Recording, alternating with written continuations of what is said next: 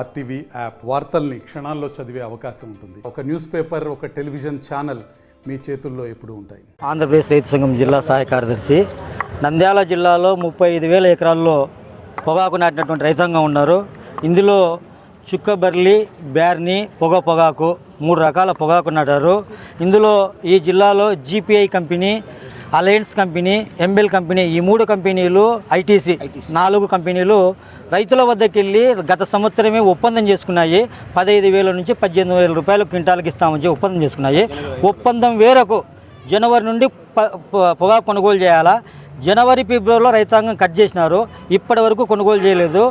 Company వాళ్ళ నిర్లక్ష్యం మూలంగా ఈరోజు పొగాకంతా దెబ్బతింటుంది.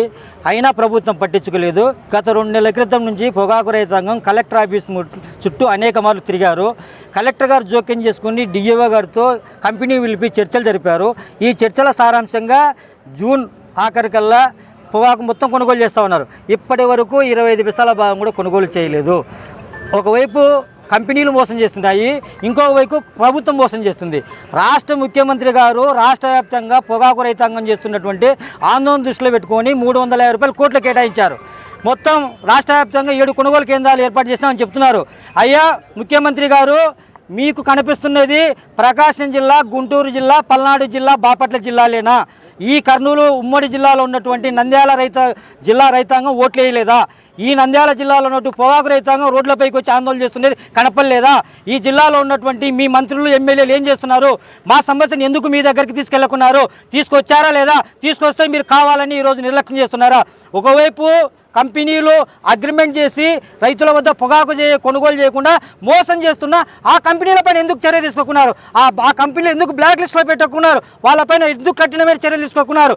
మీకు ఈ కంపెనీలకు ఏమైనా ఆలోచన ఎందుకు మీరు కంపెనీలపైన చర్య తీసుకోకున్నారు? కాబట్టి ఆలస్యం చేయకుండా ఈ కంపెనీలపైన వెంటనే చట్టపరమైన చర్యలు తీసుకోమని చెప్పి ఈ కంపెనీల ద్వారా రైతుల వద్ద ఉన్న అన్ని రకాల మొత్తం పొగాకును కొనుగోలు చేయించమని చెప్పేసి ప్రభుత్వాన్ని మేము డిమాండ్ చేస్తున్నాం.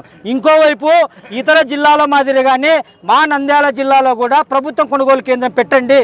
మార్కెట్ ద్వారా 15,000 రూపాయలకు తగ్గకుండా క్వింటాలకు మా వద్ద ఉన్నటువంటి మొత్తం పాకును కొనుగోలు చేయండి. ఈ సమస్య మేము ఈరోజు కొత్తగా అడగలేదు. గత చాలా రోజుల నుంచి మీకు రిప్రజెంటేషన్ రూపంలో ఇచ్చాము. కలెక్టర్ గారు, జాయింట్ కలెక్టర్ గారు, డిఓ గారు కమిషనర్ దృష్టికి తీసుకెళ్లారు. ఇప్పటి వరకు మాకు సమాధానం చెప్పలేదు. అందుకోసమే ఈరోజు రైతాంగం ఆగ్రహించి రోడ్డుపైకి వచ్చారు. రోడ్డుపైన రాస్తారోకో చేశారు. ఇక్కడ ఉన్నటువంటి పోలీస్ యంత్రాంగం జాయింట్ కలెక్టర్ చర్చలు జరిపి పరిష్కారం చేస్తామన్నారు. నిజంగా జాయింట్ కలెక్టర్ దగ్గర మాకు స్పష్టమైన హామీ వచ్చి కొనుగోలు చేస్తే మేము ఒప్పుకుంటాం. లేదంటే ఈరోజు ఇక్కడి నుంచి వెళ్ళేదే లేదు.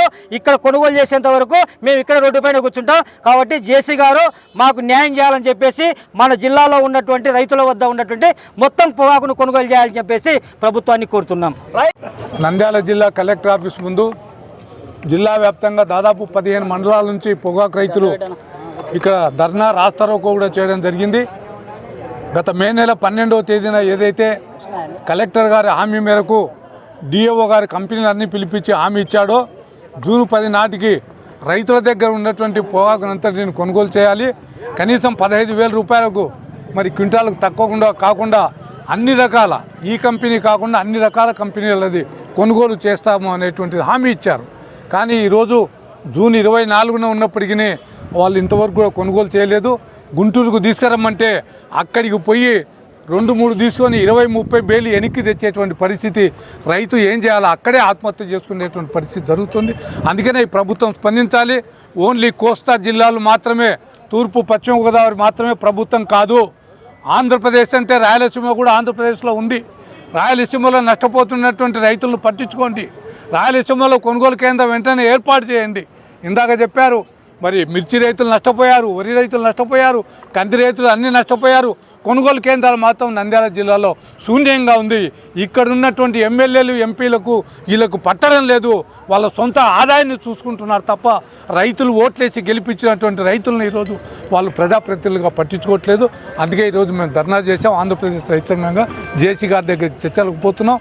వెంటనే కొనుగోలు చేయాలని చెప్పి ఆంధ్రప్రదేశ్ రైతాంగంగా డిమాండ్ చేస్తున్నాం. మరిన్ని వీడియోస్ కోసం ఛానల్ ని సబ్స్క్రైబ్ చేయండి. లేటెస్ట్ అప్డేట్స్ కోసం వాట్సాప్ ఛానల్ ని ఫాలో చేయండి.